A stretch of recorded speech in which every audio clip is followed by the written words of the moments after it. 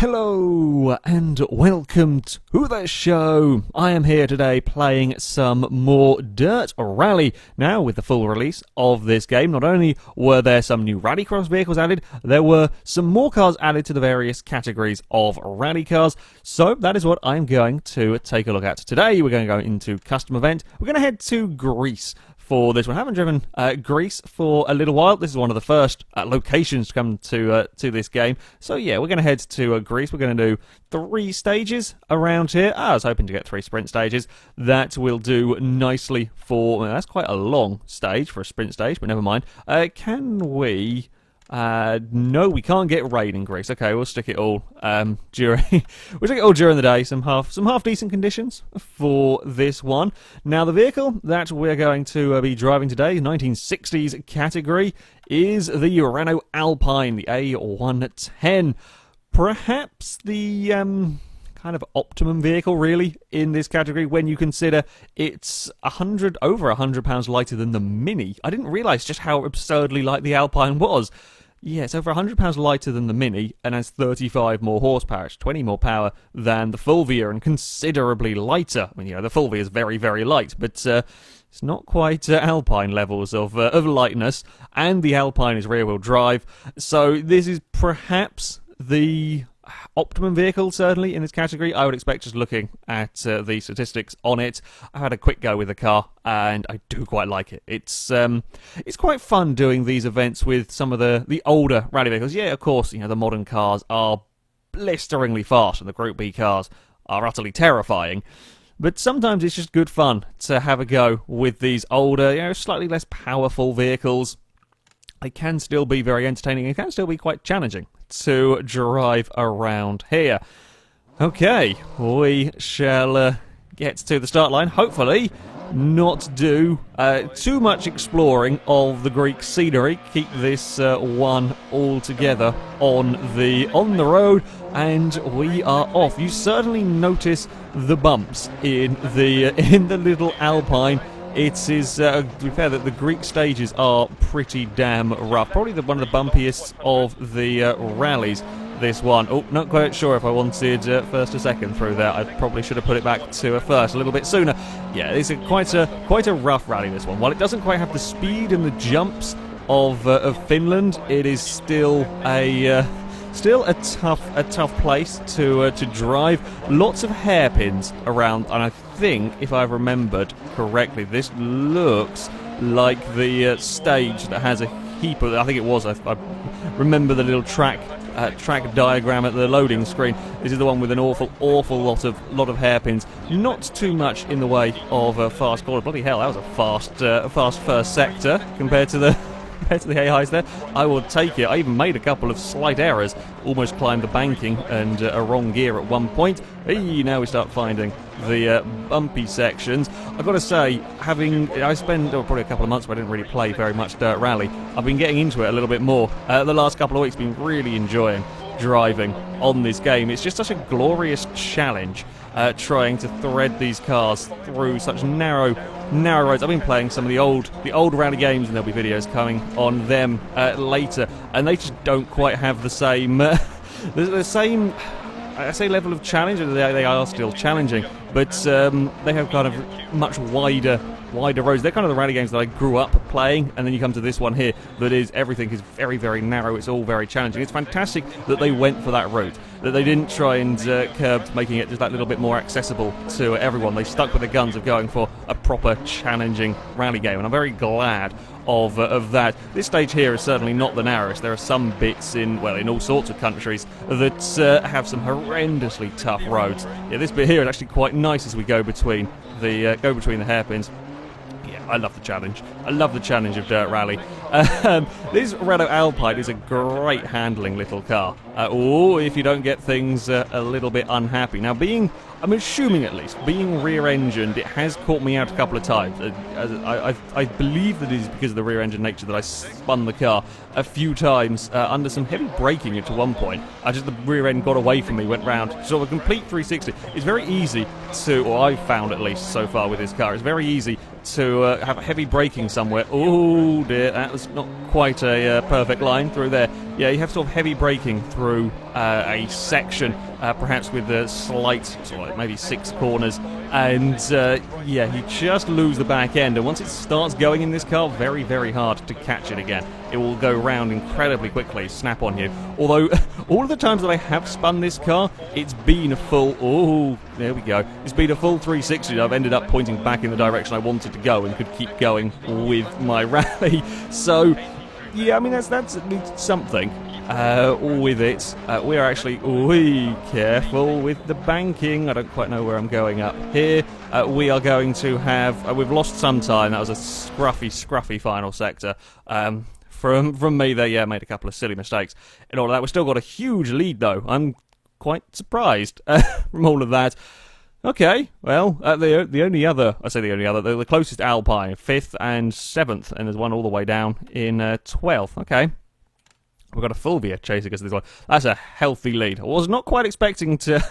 I'm half decent at Dirt Rally. I'm certainly not amazing. And normally, the professional level AI can give me a fair challenge on some of the events. Apparently, that first stage I was really rather fast at. Okay, this next one. Let us see if we can keep that lead. I'd be pretty happy. This is a pretty long stage actually for a sprint one. I think we've got slight change of time of day. Was this a morning or a sunset one? Either way, shadow's going to be a little bit longer, etc. It's just something else to. It's not too much of a concern really. It's when it goes to full nighttime and you smack a headlight and then you've got real troubles from that one. Everyone's done it at some point on here, especially in their first few times of driving the cars at night. Yeah, you don't want to lose the headlights. They are very, very important. Oh, this one here. Now we are getting to the really narrow bits of road. Oh, smacked the rear of the car on the guardrails. Got to be careful with clipping wheels on stuff. Quite easy to get a puncture, and that would not be good. Oh.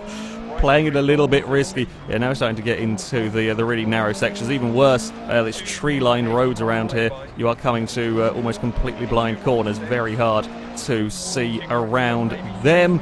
But yeah, you kind of not go. I don't actually know how fast I'm going. I daren't look at the speedo in the car to try and figure it out. It's not as massively quick as you'd get with the modern rally cars. Oh, we're continuing to make progress. This is good news.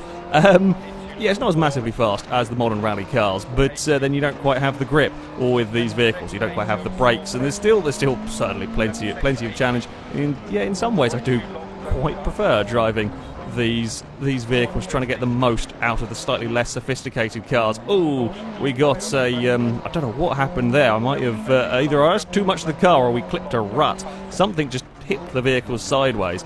Very nearly had me off down exploring the scenery. Speaking of punches, I do believe. Oh, okay.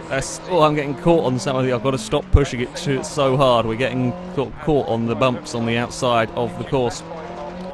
Yeah, but before I very nearly crashed. Speaking of punches, you can now stop.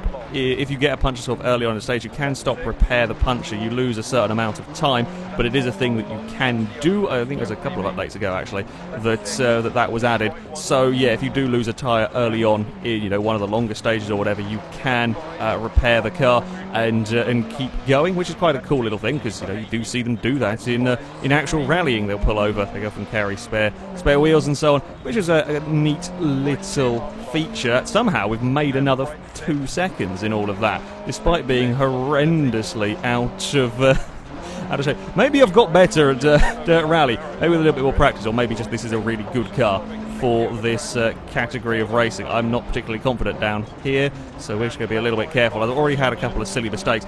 It is very much, this entire game is very much a whole risk versus reward thing. Yeah, if you run through a stage many times, you'll learn where the bumps are, learn where you can push the vehicle and whatnot, but when you're like me here, not having really driven Greece for quite a long time, so don't really know this stage very well, much like you would with actual rallying, they get one, okay, I think they still reuse stages from year to year, but at the time, and they may go. I think they do sometimes reuse the same stage during a rally, but often you'll only get a couple. They'll get the one sort of sighter run, and then they'll have the full out run. You often don't get very many runs through a course. You've got to learn it quickly, and of course you push the car too hard, you run wide, as you've seen me doing a couple of times here.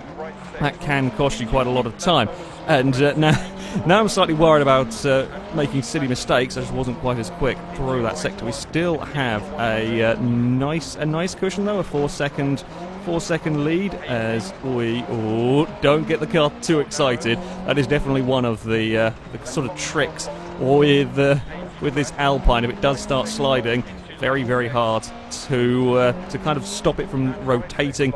You can stop it. Oh, you have seen me do it already. It tends to very much be a case of you slam on the brakes, so you're going to lose a fair bit of momentum. And don't play out wide. Sweden has the horrendous snowbanks either side that you really don't want to hit. Very easy to sucker the car into a roll across them.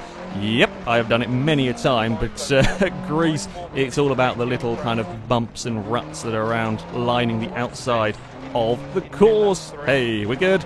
That you don't want to get suckered into. It's not so likely to roll the car, but you can kind of get stuck on them and just lose time trying to get the vehicle out of trouble. Right, where is the finish? There it is. Oh, we got a little bit of an oversteer across the bumps. Hey, we made some more time up in that final sector.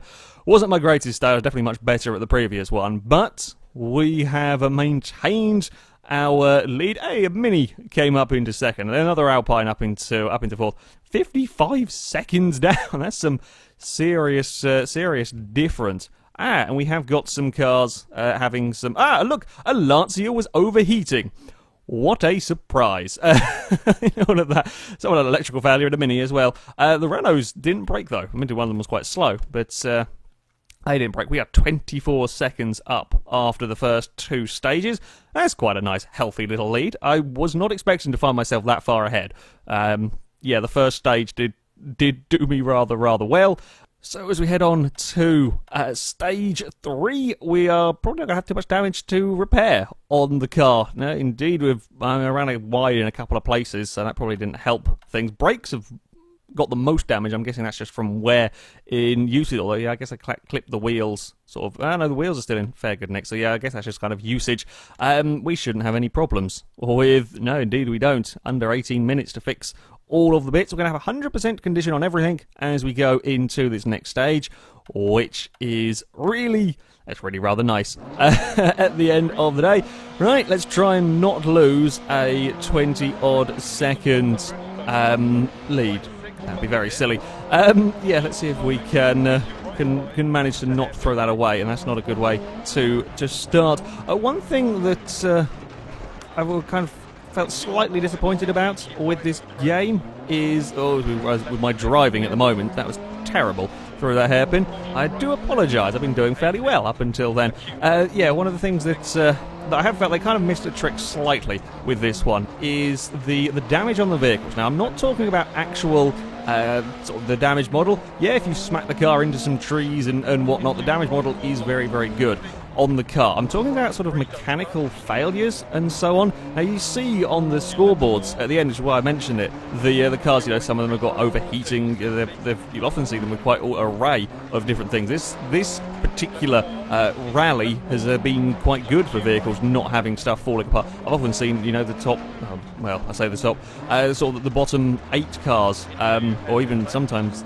10 vehicles having various malfunctions and so on. And it's just not something that happens to the player car.